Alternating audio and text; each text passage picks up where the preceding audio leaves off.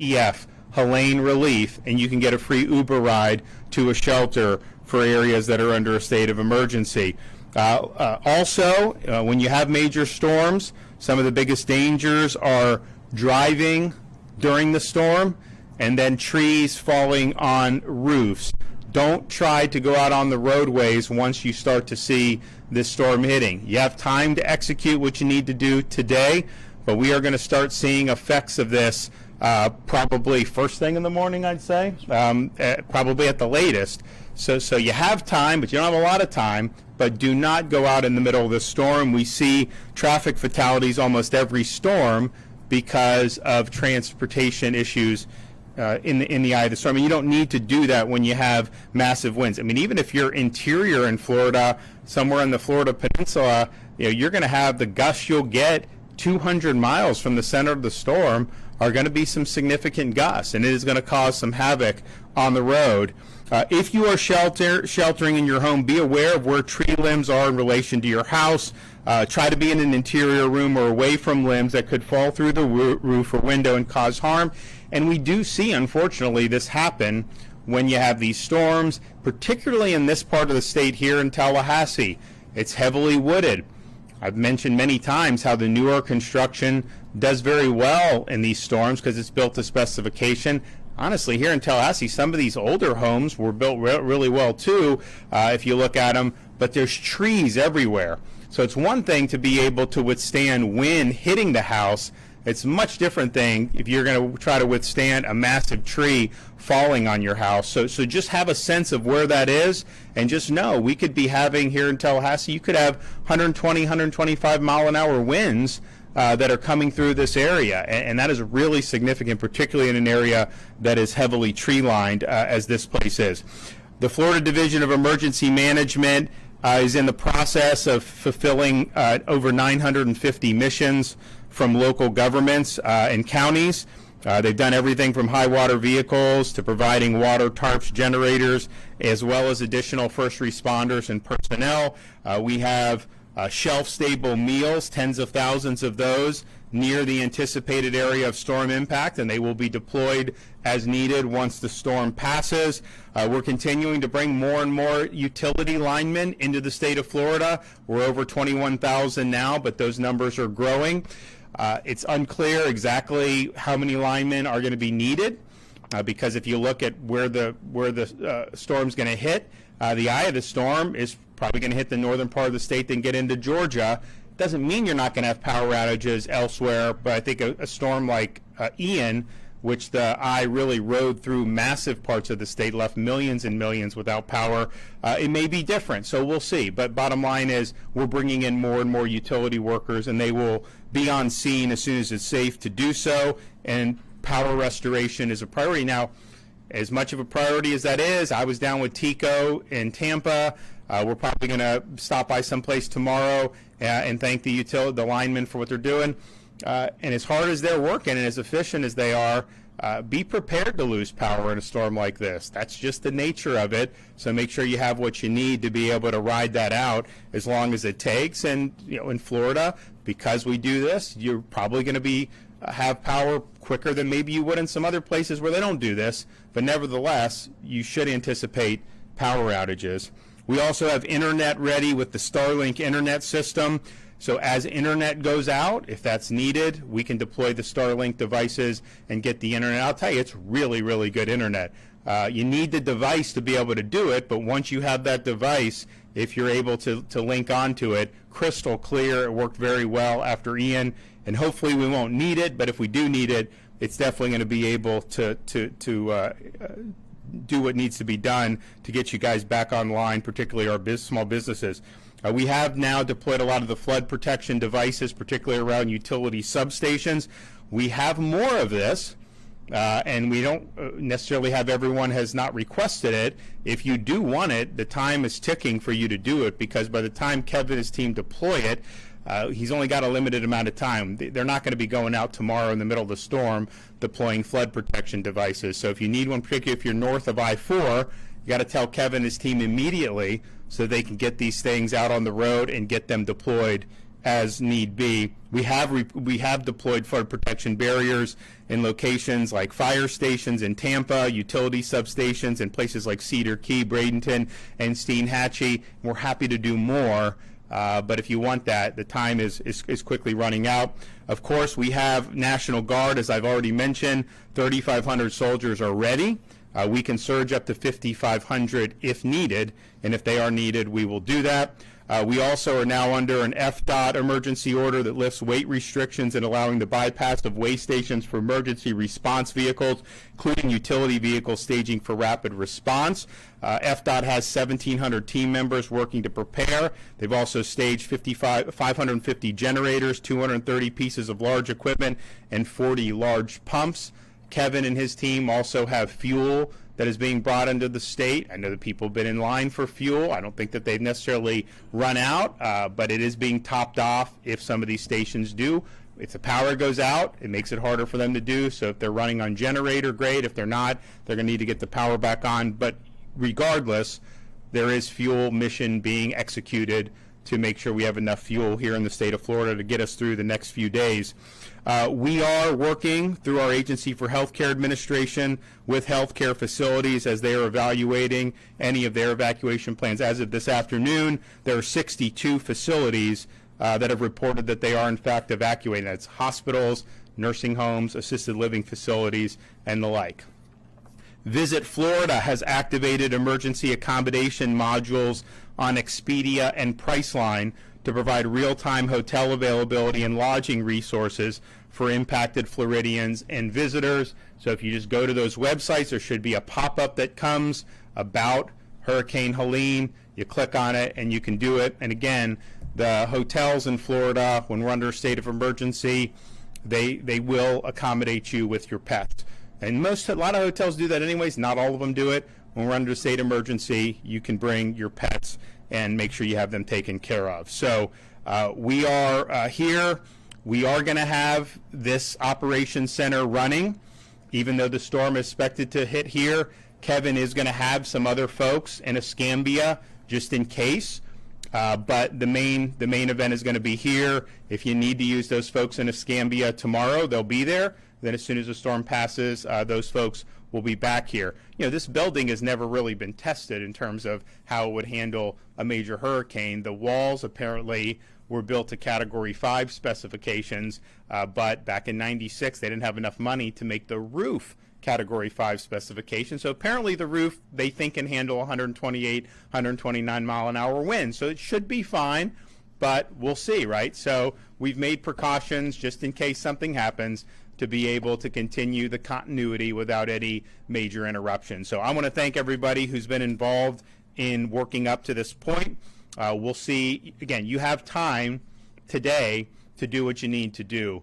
Once it gets tonight into tomorrow, you're going to be out of time. So make these decisions now. Execute your plan. If you're in some of those low-lying areas, those surge-prone areas along Florida's Gulf Coast, just know you could be getting some major storm surge coming your way over the next 24 hours to 36 hours. That's just the reality. So please take precautions, do what you need to do to keep yourself and family safe. Okay, I'm going to turn it over to Kevin Guthrie. Good afternoon, everyone. Governor, again, thank you for your continued leadership and support for the division as we execute on this mission. Hurricane Helene is expected to continue to rapidly strengthen into a major hurricane before making landfall across Florida's Gulf Coast. We have continued to hold twice daily calls for all 67 county emergency management offices and state agencies to coordinate protective actions and needed resources ahead of potential storm impacts. As the governor has said, the state continues to work on more more than 950 resources in those requests from counties. We have filled about 10% of those, and I don't want you to dig into that number too much. A lot of the resource requests that we are getting right now are actually for post-landfall. People are already starting to order water. They're starting to order what we call point of distribution support, things of that nature. So about 30% of our resource requests are pre-landfall requests. The others are post-landfall requests. Those ones that are pre-landfall requests, they are being filled, and they will be filled before landfall happens. All but 3 counties in Florida are currently under some type of storm watch or warning. We have talked about the potential of life-threatening rising water moving inland from the coastline along the entire Gulf Coast to the eastern Florida Panhandle. Some areas could experience, as the governor has mentioned, 10 to 15, other areas 5 to 8, other areas 3 to 5 feet. I just want to put some things in perspective here. I'll say this comically, me and my brother over here, you know, we're both 6 foot, 6'3" tall, give or take, and you know, that's a point of reference. You cannot survive that. If you're in an area that's going to have 5 to 8 foot, 10 to 15 foot of storm surge, you cannot survive that. So please make sure that you leave the area. Brian, I'm going to give you a warning. I'm going to come to a graphic that's right behind you real quick, just a second. So again, I might sound like a broken record, but I will keep saying this. The hazards are going to be far-reaching from this area with tropical storm force winds 250 to 300 miles out. So we want you to know your home and know your zone. More specifically, we want you to know your zone. When you go to your property appraiser's website or you go to any other website, you will most likely find 2 zones there. And we've got them up here on our graphics. We have FEMA flood zones, and you see those there, A, AE, V, VE, X, and X. But then you have next to that your actual evacuation zones that are used in the state of Florida. The reason I want to say this is, as you see there, the second FEMA flood zone is AE. Well, Franklin, Wakulla, Taylor, and other portions of counties have issued evacuation orders for A through E. To that point, I need you to look at the screen on the right. Again, that's A, B, B, C, D, and E. It's not your FEMA flood zone AE. So please make sure you're paying attention to the evacuation zone versus the flood zone. Thank you, Brian.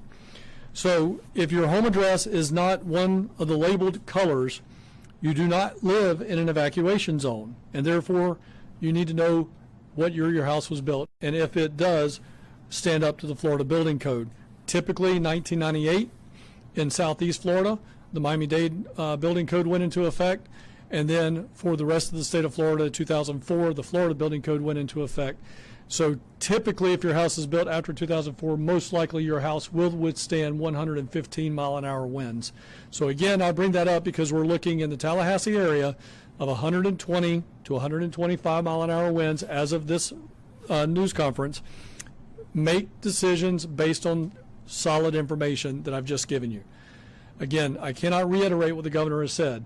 If you live in an area that has a lot of trees right up around your house, a lot of 40-foot pine trees, and you know you're going to have 120 mile an hour winds coming over the top of your house, you may want to consider an evacuation. You don't want to be in that house if those trees come down on top of your house. So make smart decisions, evaluate you and your plan and your family, and then execute on that. Make common sense decisions. If you're ordered to evacuate by local officials, please listen. Residents in the Big Bend of Florida needing evacuation assistance, especially in the areas of Taylor, Wakulla, and Franklin counties, you can call 1-800-729-3413 for transportation assistance. The governor, with his leadership and through the execution of the Division of Emergency Management, we have executed on a number of buses to start taking people from those counties into Leon County for the purposes of sheltering. So again, I'm going to repeat that number. For residents in the Big Bend of Florida needing evacuation assistance, call 1-800-729-3413. The State Assistance Information Line, or cell line, is now active. Residents needing resources before and after Hurricane Helene can call 1-800-342-3557. There are operators available in English, Spanish, and Haitian Creole to provide answers to your questions. You should be finalizing your plans now, executing on your plans. Tomorrow midday will be way too late. Please be sure that you follow the agency on X and Instagram at FLSERT at Florida CERT, and on Facebook at FDEM, as we continue sharing important information about this storm in real time. Again, Governor, thank you so much for your leadership, your support of the division. Thank you, Governor, for your leadership. Thank you, Kevin, for what you do at the division. and also all of our partners who we've been coordinating with at FDOT. We've now been getting ready for this storm for several days. We've been in constant coordination with all of our partners in order to respond to Hurricane Helene. We are immediately upon arrival of the storm and leading up to that, we are working on facilitating evacuations. We're watching I-75, I-4, I-10 very closely. Here in Florida, we use what's known as emergency shoulder use to facilitate those evacuations. So we sent crews out to make sure all the shoulders were clear of debris. And when speeds get down to a limit below 45 miles per hour, we begin to look at opening those shoulders. We work very closely with Florida Highway Patrol to open those shoulders for evacuations. We have 10 traffic management centers across the state that are operating 24/7. So we're watching traffic live. Other than the normal stuff you see on I-4, which can be standstill at times, we have not seen heavy impacts from evacuations. We're watching that closely. We will be able to implement emergency shoulder use at a moment's notice when it's needed to facilitate those evacuations. Something else we've done to help with evacuations is we've extended our Road Ranger Service Patrol to a 24/7 operation in all of the impacted regions. And so those Road Ranger Service Patrol vehicles will be circulating through all of our facilities perpetually. They can offer aid to motorists, they can help people that are stranded, and they can also move vehicles out of the travel ways so that it doesn't create more congestion for evacuations. As you heard from the governor, we have 1,700 FDOT personnel currently working this storm and deployed. We are staging resources all across the state. We like to bring people from all over the state and stage them as close as we can possibly get to the impact zone so that we can immediately get into that area and begin to work. We're heavily focused on initially the cut and toss operation after the storm comes through and making sure roadways are clear and open so that emergency responders, first responders, the life safety mission, and power restoration can begin without delay. We're also staging fuel across the state to support our law enforcement partners. We have 750 pieces of equipment. We have over 500 generators. As you heard from the governor, we have 40 pumps, and so we're ready to respond to this storm. I did sign an FDOT executive order for weights and measures for truck traffic, for utility vehicles, so they can bypass those weigh stations and not be delayed. Like I said, we've been coordinating very closely with our motor partners, our seaports, our airports, rail. Currently, the city of Tallahassee Airport, the St. Pete Airport, and Tampa Airport plan to close tomorrow. All of the other airports plan to remain open at this time. However, there is going to be a lot of weather coming in, and there could be significant delays to flights. So I would encourage everyone, please check with your airline if you have flights that are scheduled. Also coordinating with our seaports. Port of Key West is already closed waterside, and we'll be coordinating very closely with all of the other ports in the impact area, and they will be closing as needed as the storm approaches. Following the storm, we will immediately activate our response efforts. We're going to push into the impacted area. We're going to clear roads as fast as we can. We will immediately begin damage assessment and any emergency repairs that are needed so that people can safely move around. As the storm passes through and you begin to move around and use the roads, I would encourage you, number one, do not drive through water of any kind. It can be really dangerous. Please be careful on bridges if you see water, if winds are high. The bridges across the state are typically in a storm closed by local law enforcement. Usually when the winds reach sustained 40 miles per hour, local law enforcement will begin to close those bridges to traffic. So please be careful. If you need up-to-date traffic information, Florida511.com is the best place to go after the storm passes through. Again, thank you, Governor. So another issue that we've seen in more recent years is if you're in an area that is in the eye of where there can be storm surge and you have an electric vehicle, just know that when you have saltwater intrusion on that, those can catch on fire, and those are very difficult to put out. We had instances in Hurricane Ian where the homes were able to withstand the Cat 5. There was big surge. They probably had water inundation in the first floor, but really big homes. But the EV caught on fire and it burned the house down. So if you have an EV, you need to get that to higher land. Be careful about that getting inundated. it can cause fires and it can cause a lot of problems. Also on generators, do not run your generator in your home. If you run your generator in your home, it can kill you. You don't want to be breathing in that carbon monoxide. You got to run it outside the home, keep it a safe distance from windows and doors, and they're great to use, but you got to use them appropriately. And I don't think we've had any fatalities in the more recent storms because we have pushed this message. Kevin has pushed it in the division, but please, when you're using those generators, do not run the generator inside. And then finally, on the evacuations, as we've stressed, you don't need to get in your car, try to outrun the storm and evacuate to a place where you're not going to have any impacts. If you're particularly in a low-lying area, if you get to higher ground, hurricane solid structure, then you can ride it out and then go back and hopefully get to your house as soon as you can.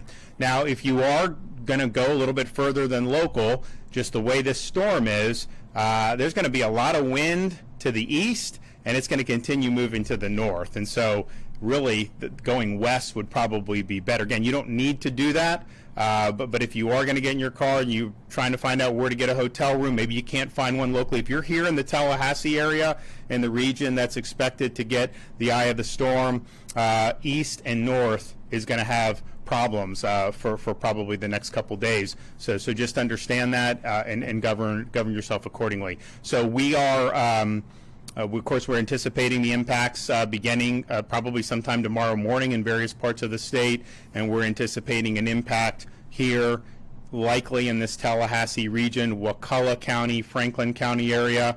I think the 5 p.m. advisory for the National Hurricane Center, from the data we've gotten up to this point, is likely to move it maybe just a tick to the west, not a huge move. But I think for those of us who've been through the last couple storms, both Idalia and Debbie, there was a thought that maybe it was Tally, and then it did do the bend to the east and got more into the Big Bend. We're just not seeing that yet on any of these models. Doesn't mean it can't happen.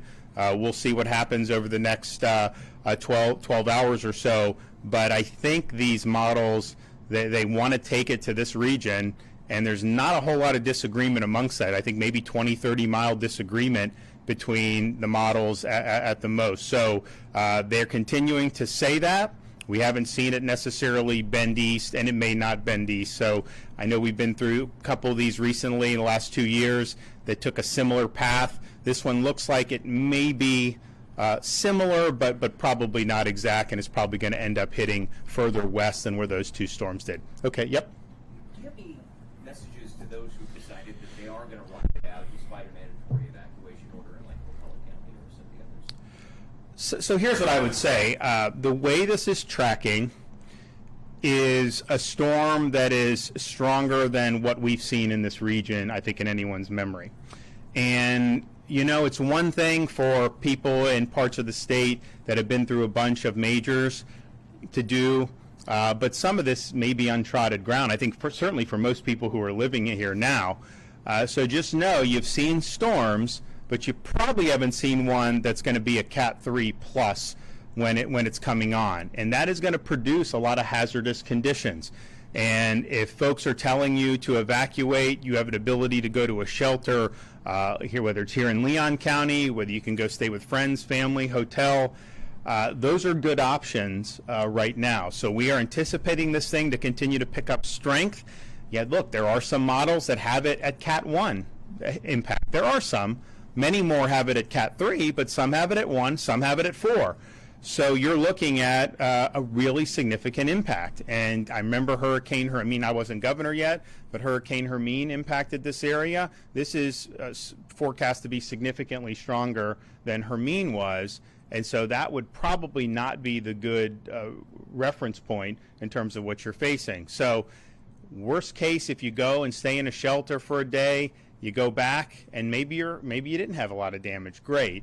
At best case scenario, great. But at worst case, you could end up with storm surge that could be very threatening. And so people should just heed that. Are you in the feeling going to write it out in the governor's mansion? I mean, is that safe enough considering the EOC here? I am going to be here. So when I come tomorrow, I'm going to be at the mansion tonight with the family, but I'll be here tomorrow, and I will just stay until the storm passes, so likely into Friday morning. Is the mansion safe for the rest of the family, though? We think so, but we haven't really had a storm, right? I mean, what I will say this about Tallahassee, some of these old buildings are really good buildings and really good. I mean, they were built well. Some old construction is not built well. Some of the stuff here, these are very stately, very nice things, and I see those buildings around in Tallahassee. Now, it doesn't mean for sure it can withstand that, but it's not like some of the old dilapidated structures that we see. So I think it's likely going to be fine, and we're planning. We have shutters up and everything like that. But no, I'll be here.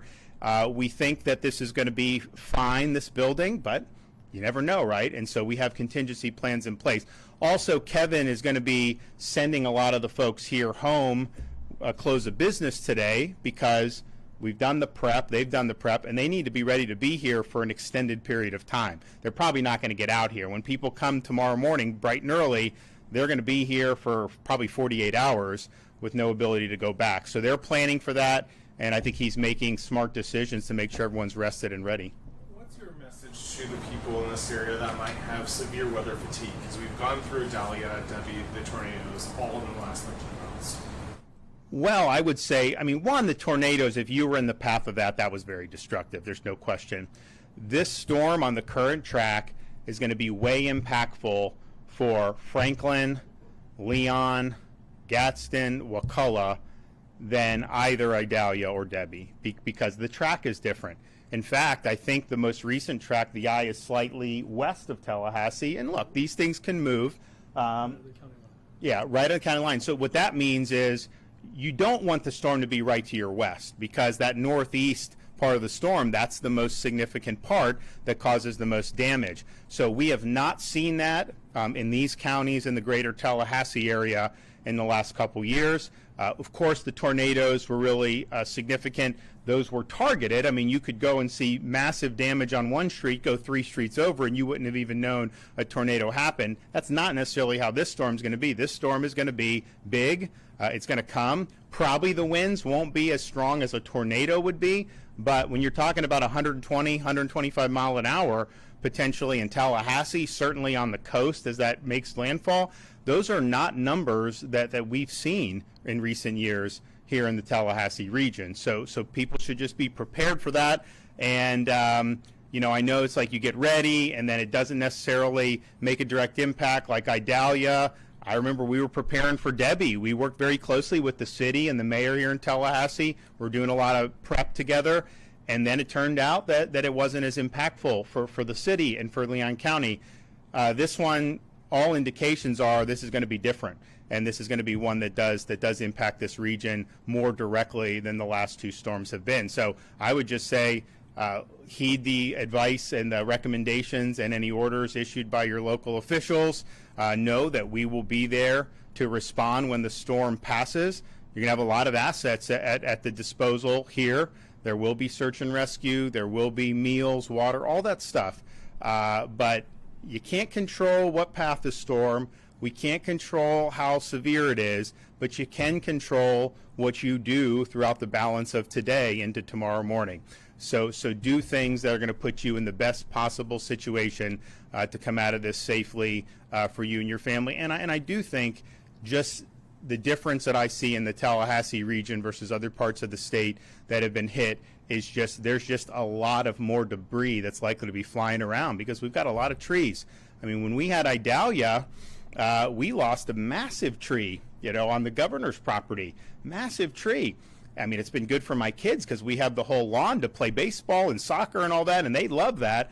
But this was a really nice big tree, and it basically got split in half. And that was not even a storm that was a direct impact. This was like an outer band and some of the winds that were more on the periphery. So you are going to see that, and that's going to be, Jared's going to be helping with cut and toss. I know the city and the county are working with DEM to make sure prepared. But when you're talking about power restoration, I've talked to the municipal cooperatives. They're taking this very seriously. They've done a much better job in recent years than maybe, go back 10 years ago. Remember Hermine, there was relatively modest storm, but there was major power outages for extended period of time. I think their view is they don't want to do that. We have mutual aid coming in to ensure that doesn't happen. But at the same time, it may not be as easy as just saying, hey, just hook up these poles, because you may have a lot of debris that you have to clear before the crews can even get to. So there's a lot of things that can happen here, and just making the best decisions. And again, if you're on the coast with the surge, that's something that is really significant. If you're in an area that is covered in trees, and look, this is a beautiful part of this region. They're great trees. It's nice, but they do present a hazard when you're talking about in a residential area where if a tree falls on a roof, it could potentially collapse the roof. And roofs that are going to be able to withstand 125 mile an hour is one thing. Being able to withstand a massive tree falling on it is another. All right, well, we will have more updates as needed. I think probably the balance of the day, we're just going to continue working, fulfilling the requests, Kevin and his team. If there's other additional major updates, of course, we'll be doing things. But tomorrow, once it get into tomorrow, pretty much have to have executed your plan, and there will come a point that even if you're under an evacuation order, you start seeing 80 mile an hour, 90 mile an hour gusts. You're going to have to just hunker down at that point. So you still have time to do what you need to do, but please know the time where you're really not going to be able to execute the plan fully, if it involves evacuating, is coming to an end, probably by the end of today, first thing tomorrow morning. Thanks.